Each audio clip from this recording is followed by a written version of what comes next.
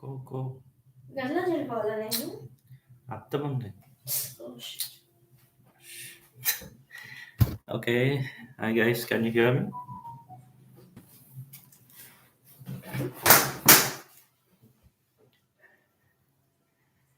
If you guys can hear me, just keep it in the comment section. Hi. Hello guys. Can you hear me?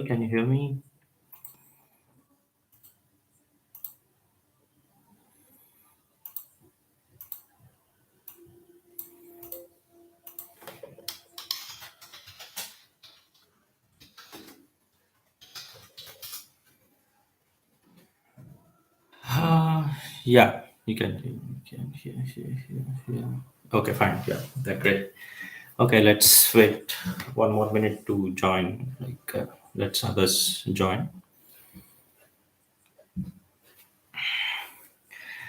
So, yeah, this is a perfect time. Everyone might be sitting in front of the dinner tables and trying to, choose what to eat.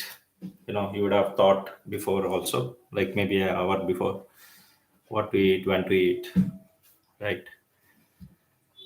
So, actually, sorry for the inconvenience that yesterday I had to come live, but due to the storm, etc., we couldn't, manage to come live. Okay. Yeah. Hi, Shweta. Hi. Hi. Raja. Hi, Raja. Hi. So,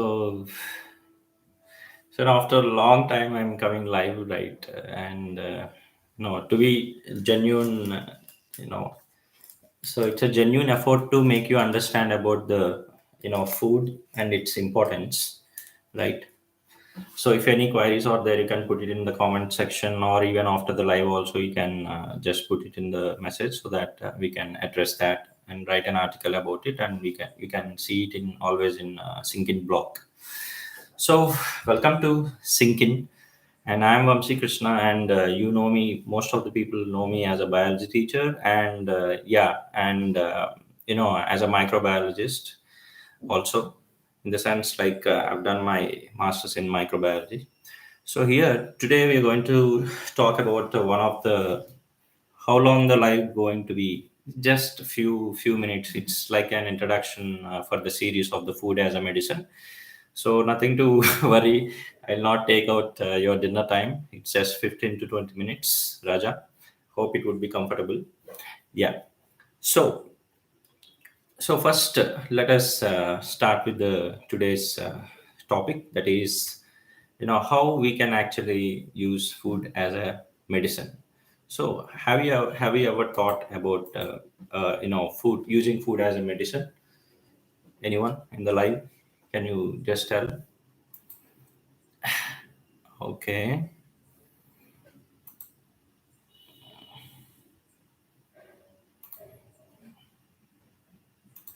Yeah, can anyone tell?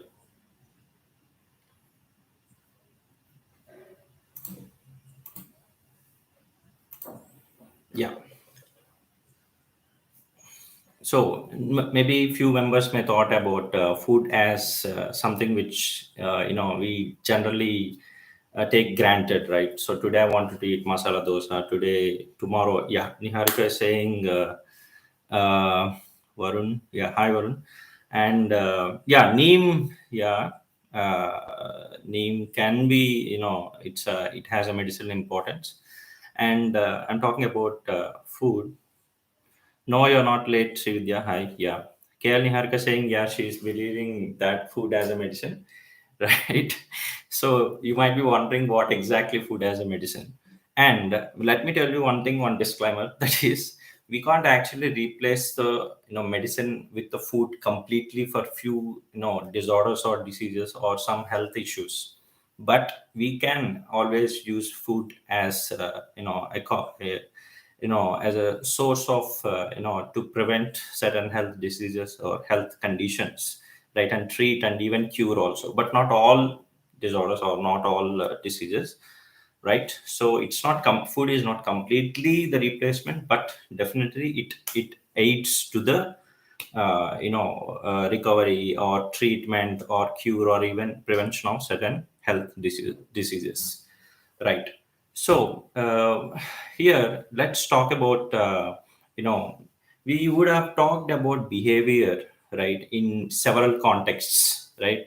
So how we behave in society and how we behave in house, right, with friends, etc., right? So here let's talk about behavior in the term in the context of food. So you might be wondering how behavior and food is related. Yeah, so we are going to talk about enteric nervous system. So here enteric nervous system, so first question, let us ask ourselves, like, let us ask one important question, why eating food is important and what food does to us, right? So why food is important to us? We all knew that we are made up of a bunch of cells, trillions of cells. So each of the skin, right? This is a largest organ in the body, and these are all skin cells, right? And even we have bodily cells, and we have different types of cells, trillions of cells, and different types of organs. We have different types of tissues and cells, right? So these are all require food to perform or to actually function. So many people would take food as granted, right? So if you eat dosa, or if you eat egg, if you eat, so there is a vegetarianism, non-vegetarianism, vegan, being a vegan. So whatever the choices you have, but ultimately when food goes inside, the cell utilizes itself for actually functioning, right? So for cell functioning, for production of energy, etc., the our body uses this food as a main source, right? Which we can't actually, it's a six standard knowledge that biology. If you are in a biology background, you would have already bored over what Vamsy sir is telling, or Vamsy is telling, that these are all existing in sixth standard itself. But who are non-science background people, right? Or even in plus one, plus two also, this is a very important aspect, that is the food which we are eating, right? So that directly has an impact on even or our mood as well, right? So why? Because the enteric nervous system. So let us talk about enteric nervous system. So enteric nervous system is actually comprised of this from right from the esophagus to the different till the colon, right? There are lining of the cells are there, which actually which actually can be estimated around 450 to 500 million cells, which actually first formed cells even before the central nervous system. Okay, I'm talking more of a biology. Central nervous system, which consists of brain and spinal cord. When we are in embryonic stages, just like a penny, right? Okay, when we are in this size, right, in the mother's womb, right? So at that point of time, when the embryo is developing, even the enteric system, which is developed the first, right, and then later CNS, that is central nervous system, brain, and the yeah, Renu, welcome. And so nervous system has formed, and it affects the mood as well. So the enteric nervous system is even directly connected to the mood and cognition as well. So here we are trying to understand one important question, that is why we need to take food, and why food is important, as well as what type of food we need to eat as well. So I will tell a few aspects of the food, so which can be used, in your in general aspects also. So I'm talking about more in general, but in later we'll talk about the particular aspects in coming parts, etc. But I will give a small general information about food, which type of food we need to consume adequately, and which we should consume moderately, which we should consume very less. For example, when we see these pulses and the millets, etc., these milk, etc., has to be consumed adequately, sufficiently, and liberally what we can eat. Okay, so there are, there are certain foods which can we can liberally eat, right? How much ever we can. Those are like green vegetables and fruits, etc. And what we have to consume moderately. So consuming moderately or eating moderately is nothing but the meat and other animal products, etc., oils, fats, etc., and eating very less, right? Those include, the fast food what we eat. So these has to be, taken into consideration, right? So here we are talking about one more aspect, that is how to use food as a medicine, and is it what it sounds like, right? So as I told before, food isn't a replacement of medicines, but we can actually ensure food will improve our health overall, right? So it's food what we take, it shouldn't be taken as granted, but we need to choose properly based upon the body type also. For example, right, if your job is sedentary type, so you have to sit from the 8 hours or 10 hours, and if you're consuming a lot of carbs, right, nothing but carbohydrates, it definitely affect the metabolism.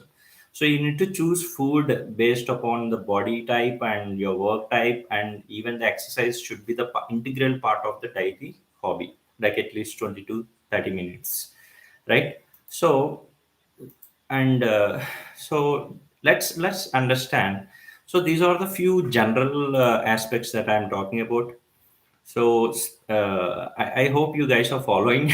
So I was a little bit, and after a long time I came live, so I'm a bit rushing and all. So please bear with me. So Varun is saying like cold foods for chicken pox. So I didn't understand your question, Varun.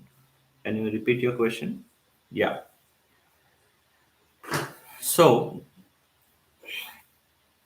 So at this in this live session, we'll try to understand one more question. That is, what are the some general rules to be followed while choosing what to eat?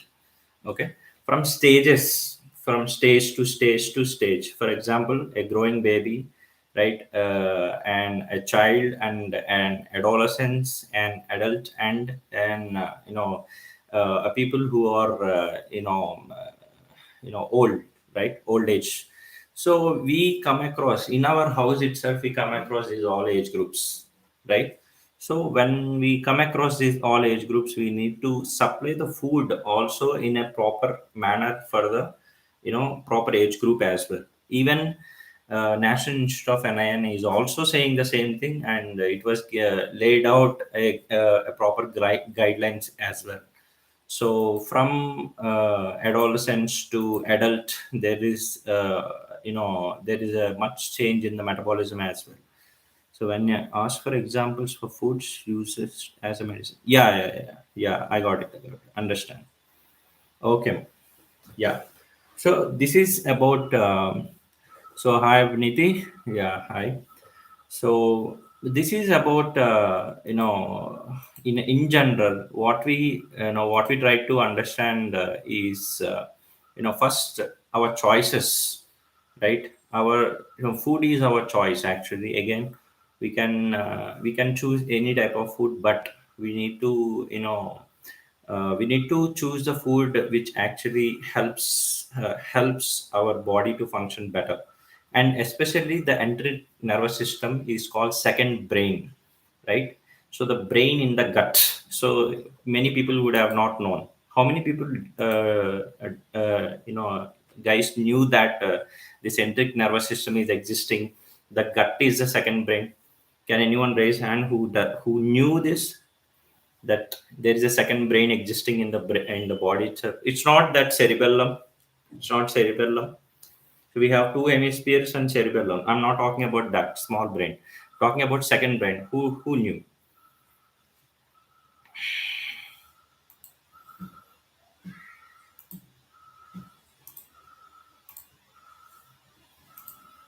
Yeah, who knew? Anyone knew? If you knew, you can raise hands. Otherwise, you can say no. That would be better. You can interact, so that I can leave few points about enteric nervous system, second brain. and then I will go to the last part of the live session, that is general guidelines for the food as a medicine, like how actually we can, whether how we have to choose the food. Yeah, hi Ram. Yeah, you almost started, came at then. Okay, fine.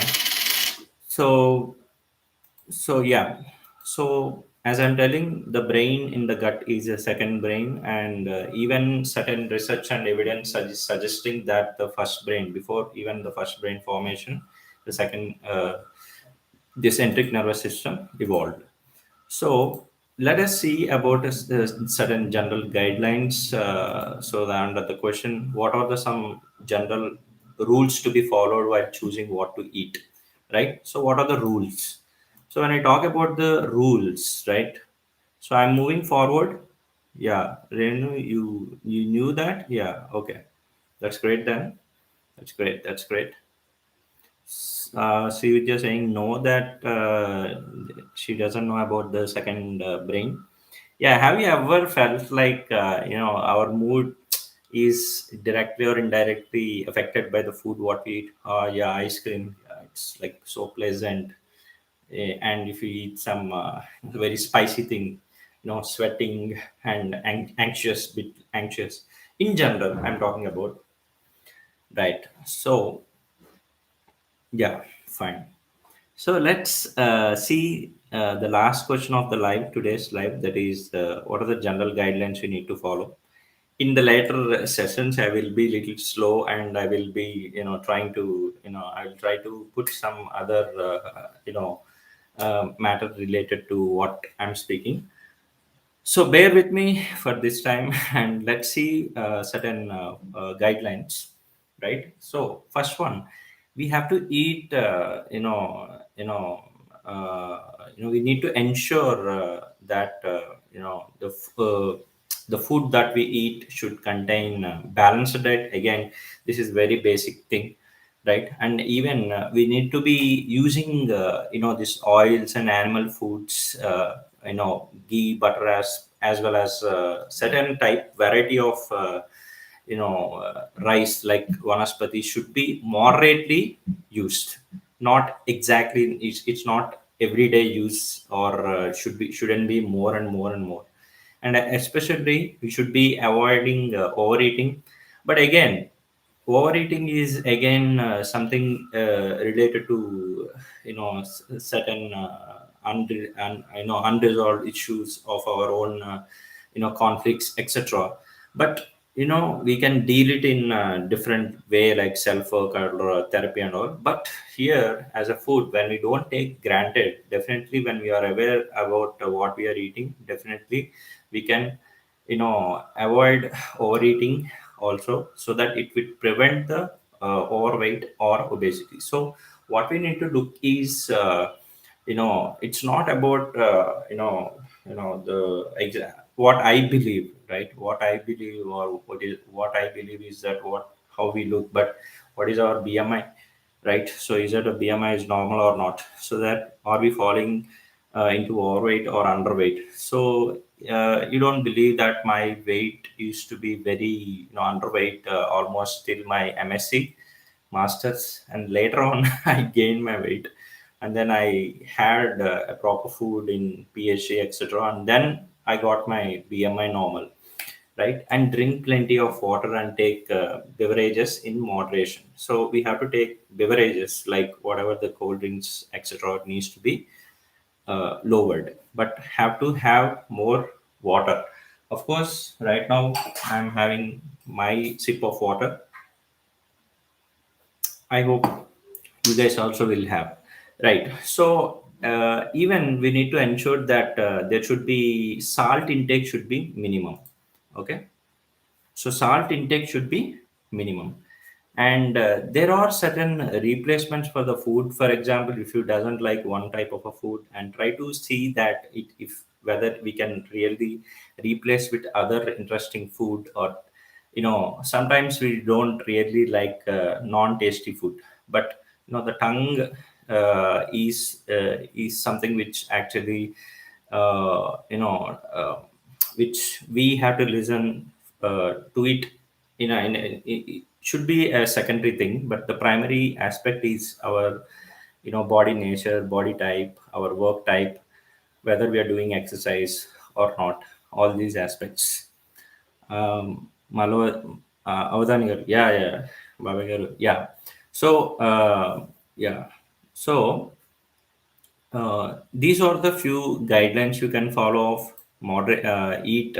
We have to eat plenty of vegetables and fruits, so that, and even when we are in different age group, right? So we should ensure that adequate type of food, or the type of food. For example, let us take old age, right? Old age, like, or elders, right? Elderly, where being physically active and healthy, to be physically active and healthy, they have to take nutrient dense fat food, dense low fat foods, actually low fat foods. And who are actually a middle aged people, right? They should be adequately having nutritionally adequately diet with extra food, for especially pregnant women. So that it's not that a pregnant woman and a normal woman will have the same food and same amount of food. So there should be difference also, and that it has to be taken care with a some pediatrician's guidance as well. That would be far better. And even when we talk about adolescents, the food has to be very much carefully chosen, and the protective types of foods has to be eaten, so that the body building, because the growth would be sprout, right? Because of the hormones, interactions, etc. And finally, when we talk about child and kids, right? So more in a way that we have to energy rich, right? Energy rich type of food we need to give.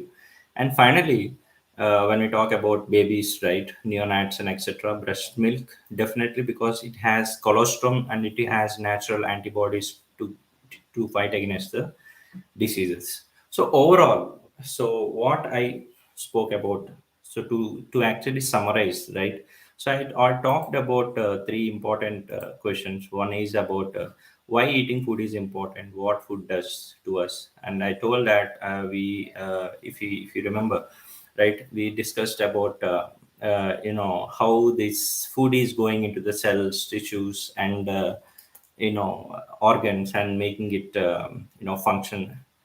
And then next question, what we talked about, enteric nervous system as a second, brain. And we talked about what type of food has to be eaten adequately, liberally, moderately, and sparingly. It means that in less quantity, etc., and sparingly. And finally, and we talked about how to use food as a medicine, or is it really, it sounds as it sounds like, as I told, that it can't be a complete replacement. But when we start our diet plan, or when we have a plan for our body activity, etc., definitely we can prevent diseases, and we can treat and cure as well, but not all diseases. And even we talked about different stages of what